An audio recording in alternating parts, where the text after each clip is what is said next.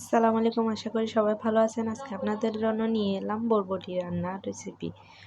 প্রথমে দিয়ে দিলাম তেল, তারপর দিয়ে দিলাম পেঁয়াজগুলো একটু নেড়ে চেড়ে লাল লাল করে নিব।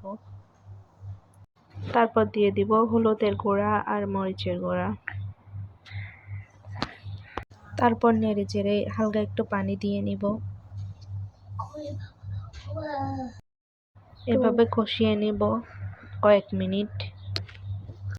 তারপর দিলাম মশলা পরিমাণ মতো, তারপর দিলাম স্বাদ মতো লবণ, তারপর দিয়ে দিলাম ধুয়ে রাখা